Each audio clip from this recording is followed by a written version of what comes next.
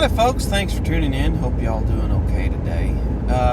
If you like any of the content I've been putting up, as far as just what I talk about or my perspective, if you wouldn't mind, give me a like or a comment or share. Hit the subscribe button. Hit the notification bell if you want to know when new videos are going up. So, I want to talk about something that's really out there and, far out in the thinking and studying. So, there's a lot of people lately that have talked quite a bit about equality of outcome, from politicians to celebrities to celebrity politicians to media figureheads. Fair enough.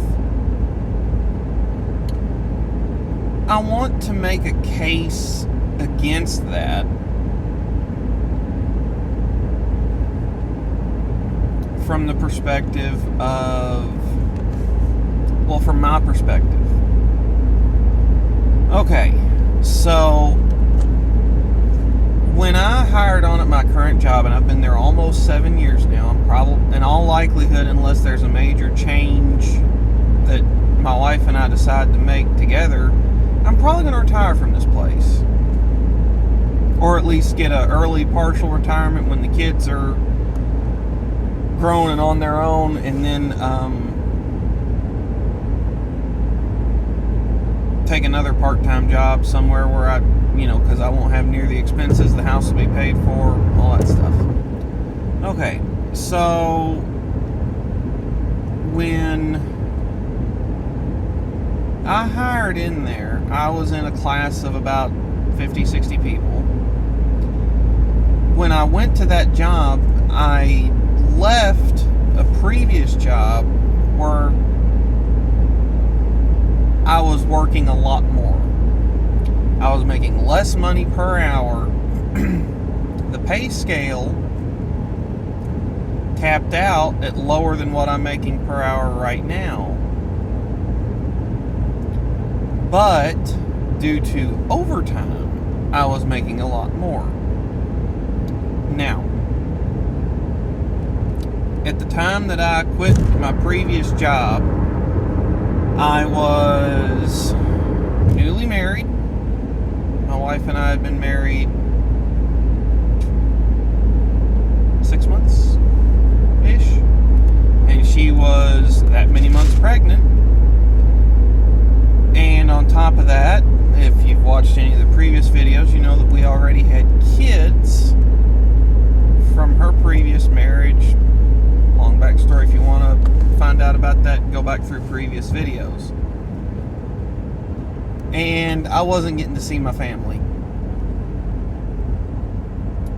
I was on second shift, so I'd have to be at work 2 to 10. I was mandatory 7 days a week. And there was a bunch of mandatory 12-hour days in there. And what they typically do is they tack on the extra 4 hours on the end of your shift, so you'd stay over into the next shift working. Fair.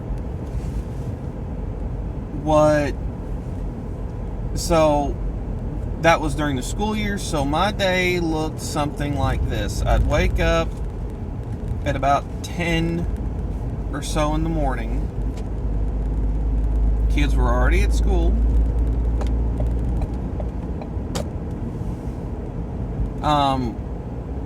I'd get to hang out with my wife, and then I had to leave for work about an hour before the kids got off the bus in the afternoon. And I'd get home somewhere between 10:15 at night and 2:15 in the morning. Rinse, wash, repeat. 7 days a week. So I got tired of that real quick, so I moved to my current job. And most that they can work you there is, on the current schedule, the most they can work you there mandatory is 5 days a week, and you'd be 60 hours in 5 days, I think. And that's theoretical maximum, and there's limits and clauses to get to that in the labor contract. Okay, so talking about equality of outcome, I don't want to work the 70, 80, 90-hour work weeks necessary to live completely lavishly on the hog at the expense of my relationship with my wife, at the expense of my relationship with my kids, at the expense of my relationship with my family. Well, if you're applying equality of outcome principles and theories, shouldn't I be making more money to keep up with the guy that's willing to do that?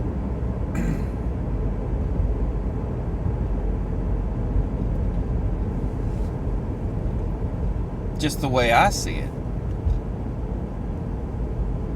So stuff like that really irritates me, because understand, I don't want people to have nothing.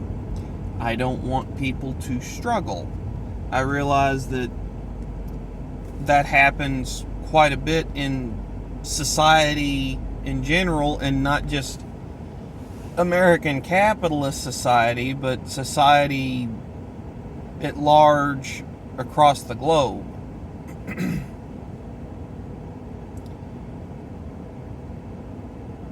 But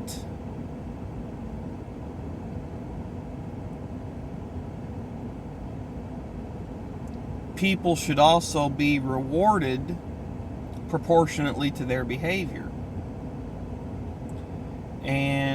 or according to their behavior and according to their willingness to work. As an example, a buddy of mine I used to work with up here at my current job, he would sign up for a lot of voluntary overtime.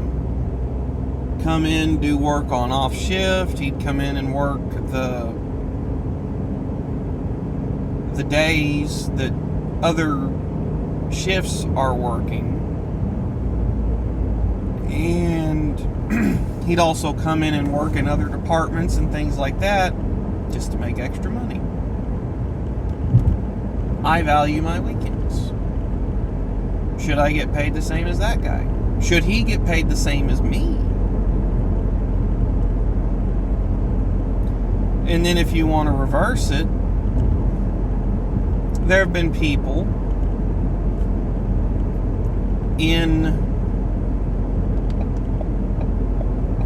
that worked, past tense, for my current employer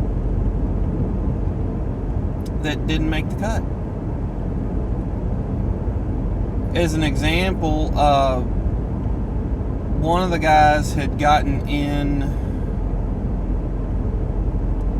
He couldn't play by the rules. And he couldn't play by the rules so much that he ended up getting fired.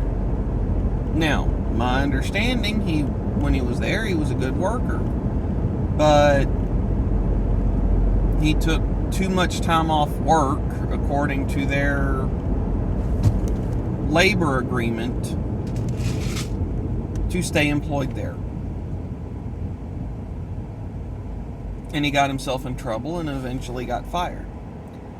And I've seen multiple people come and go due to not being able to keep their nose clean when it comes to attendance.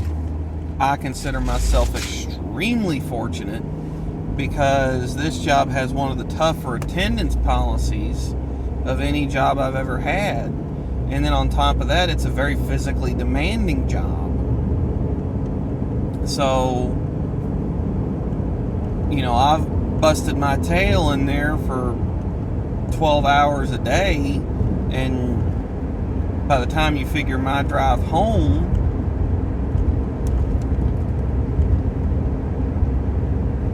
I'm not getting, huge amounts of sleep and rest before I gotta wake up and go back in there and do it all over again. And I'm not complaining about that, but that's the job I signed up for. I haven't been looking for any other employment, but I count myself very fortunate that I haven't slept through a bunch of alarms or called in because I'm too sore, or woke up with a case of the I don't wannas and just didn't want us so much that I didn't go into work. I know the attendance policy. I've never been in disciplinary trouble as far as my attendance goes, so I consider myself fortunate, because I've been there almost 7 years, and I've never been in trouble as far as attendance goes. The only time, this is going to sound like such a cop-out, but the only time I've ever been in trouble, or the only time I've ever almost gotten in trouble, it was actually someone else's fault. The people at the Labor Relations Office, Human Resources essentially, failed to do their job as they should, and I have the emails and correspondence to prove it. So,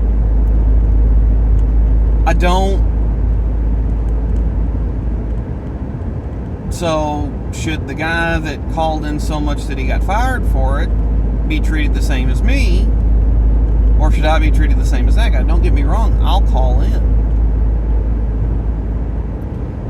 I've never missed on account of weather, but I've missed for almost every other conceivable reason.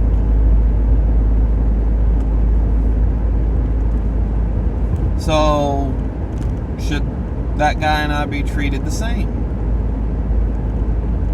Both of us put in the same effort while we were on the job, but our behavior when it came to taking our attendance seriously was wildly different. I don't think we should.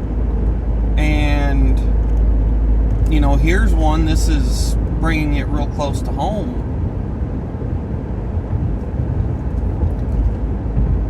My sister. Now, one of the things I want to talk about real quick in this is, I understand that there is privilege. I don't think it has anything to do with skin color or ethnic background or race or religious beliefs. I don't think it does. The best illustration I've ever seen for that was at some sort of a summer camp kind of thing. One of the counselors, guy apparently in charge of group activities, stood up, and he stood up in front of a lineup of these people, these kids, and he's like, so I'm going to illustrate privilege for you real quick. And everyone kind of looked at him all goofy. He's like, I have a $100 bill in my hand, and y'all are going to race 100 feet, and whoever crosses the finish line first gets a $100 bill. And he said, but before we do that, here's what we're going to do. If you have both parents in the house, take one step forward. Everybody that had both parents in the house took one step forward. If you have never had to help your parents financially, take a step forward. If you have never had a utility cut off at your place, take one step forward. If you've never had to hold a job down while in high school to keep food on the table, take a step forward. And he goes through all these struggles that families can go through, but calling it out specifically towards these teens at this summer camp kind of thing. And as he keeps calling this out, the group gets, the starting line does not become a starting line, it becomes a starting field.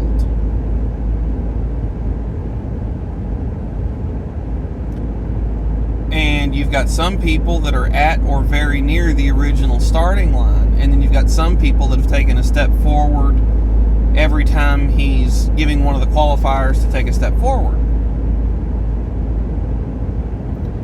And he said, now, we will have this race.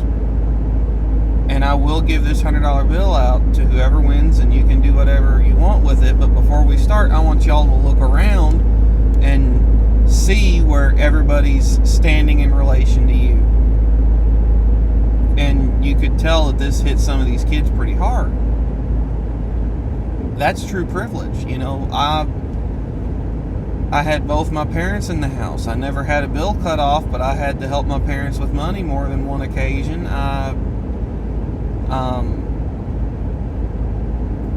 You know, there was a time when I was a kid that Dad's company that he had been working for years was embezzled out of business, and the paycheck wouldn't clear. And it was a two-week or a month paycheck, and there was no money in the bank at the time either, and Dad's check was bouncing. He had no work, and it was a mess. So I wasn't quite working age then, but yeah. So, you know, that's true privilege. You know, I've definitely got some privilege going on, and it has nothing to do with skin color. I had two great parents that loved each other, loved me, never gave up on themselves or their kids. And, you know, I never spent a night on the streets. I never had to go without a shower or a meal. You know, life was way better for me than it is for a lot of people.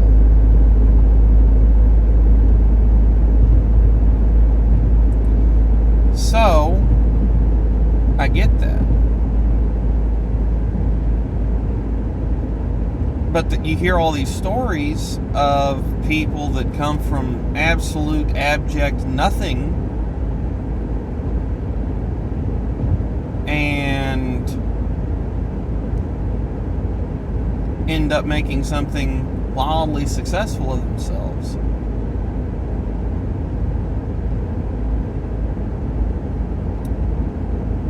There's an image that I found on the internet, shows Jeff Bezos in his 3-bedroom, 2-bath, 2-garage house in the garage launching Amazon on a computer. He's typing away like mad and on the phone. A man with an idea. He was probably making about what I make a year when he started Amazon. Now, granted, this was back in the mid to late 90s, so adjusted for inflation, I'm not going to get into all that. Say he made about what I make a year. He was going to work on the 9-to-5 grind and then trying to launch something that had never been done before on that scale.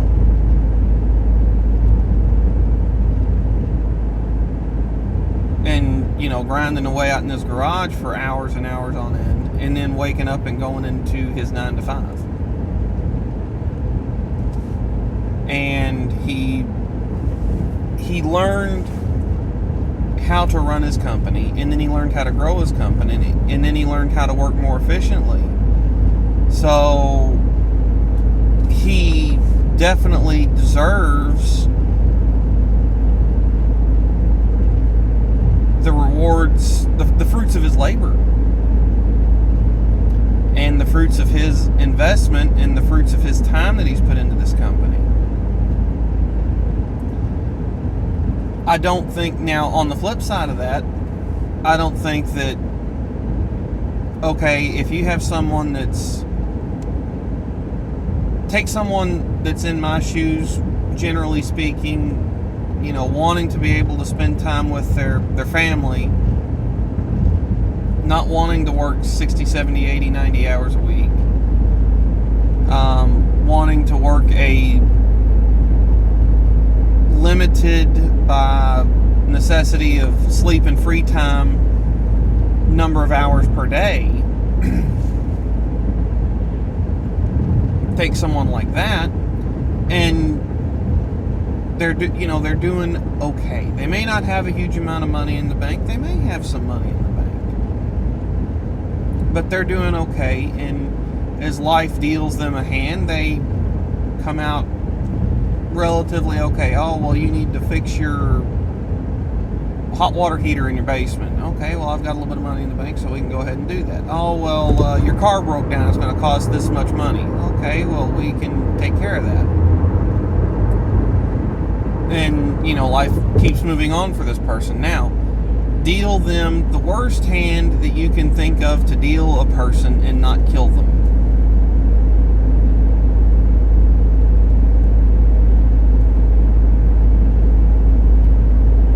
I don't think that person should die due to life, should die or have nothing and die from having nothing, or be forced onto the streets and lose their family and their job and their livelihood and their home and everything that they've, made an attempt to secure due to life dealing them a bad hand. I don't think they should lose everything. No. I think that there should be some sort of a safety net in place, something to help that person continue to live if they are no longer able to work. But it shouldn't be on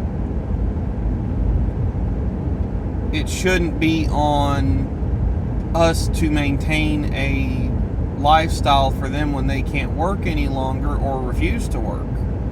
It could even be something like, and I thank God this hasn't happened to me, but it could be something where they were physically able to work but mentally unwilling to work. And, I say something like that and you think, well, how stupid are you?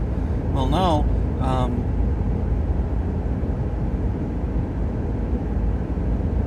What if they lost a child?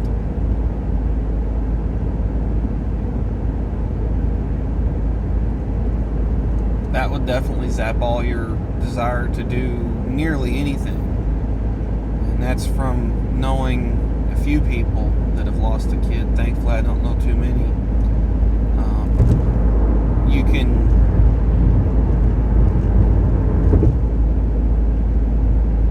There's a look in their eye the second that their mind drifts to their child that they lost. And I've seen it in 3 people in my life.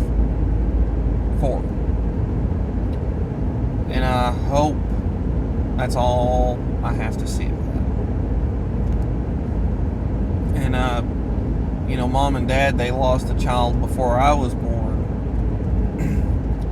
And I got to see how that affected them years on after the fact. And then back in 2019, a kid that I went to church with, he was 17, almost 18 years old, died in a car crash. And I knew his parents. And I could definitely, thankfully, they, by and large, came out of that emotional despair relatively okay. But watching the impact on their lives through in-person interactions, through keeping up with them on Facebook, through meeting up places and things like that, I can definitely see how that could zap a person's willingness to go do anything, much less work. So it takes, and the thing is, they were perfectly able-bodied, but just, if they had been unwilling to work, I can understand there being something in place to help them out. But should it pay for a lavish lifestyle or even a very comfortable life? I don't think that they should be, if those parents, and understand I have all the sympathy in the world for it because I've seen how it affected my parents years later. But if they were, the week before their son died in that wreck, they're going to work, they're putting money away for retirement and rainy days and all this, and going to work and doing. And after their son died, suppose they were just unwilling to work for 3 years on end. Thankfully, it didn't hit them in that way. But suppose that was the case. Should they be that financially set, where they're putting money in retirement, putting money back for a rainy day and paying bills? I think that it should be just enough to pay their bills and keep food on the table, if there's something available for someone like that. And understand they have all my sympathies. But I think that there should be a little bit of motivation in their circumstance. Hey, when you were working, you had this level of comfort and income, and this level of ability to spend money on things, and now you don't. Sure, you can take time off work to work through what had happened, but it's not going to be, you're not going to be going out to eat steak dinner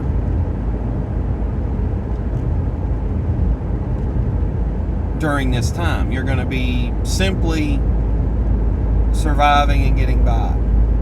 And then if you decide you want a steak dinner, well, guess what? There's a condition tied to that. You've got to go back to work. So understand, I don't think people should have nothing. I don't think that those that work, I think that those that make the choices to work less or less effectively do have the consequences of that decision, good and bad. I don't volunteer for a huge amount of overtime at work, and that's evidenced in my paychecks, and I'm not complaining at all. Sure, I don't get 30, 40 hours a week of overtime pay at time and a half, so that'd be effectively a 100-hour paycheck. If I work twice what I work right now, if I put in 80 hours, I'd be getting effectively a 100-hour paycheck. I don't want that, because I know what that takes to do, and I know how little you get to see those you love. So that's what I got, folks. I think this is one of the longer ones. I'm sorry for keeping y'all so long. Thanks for hanging in there. Hope y'all have a good one. Stay safe. Take care.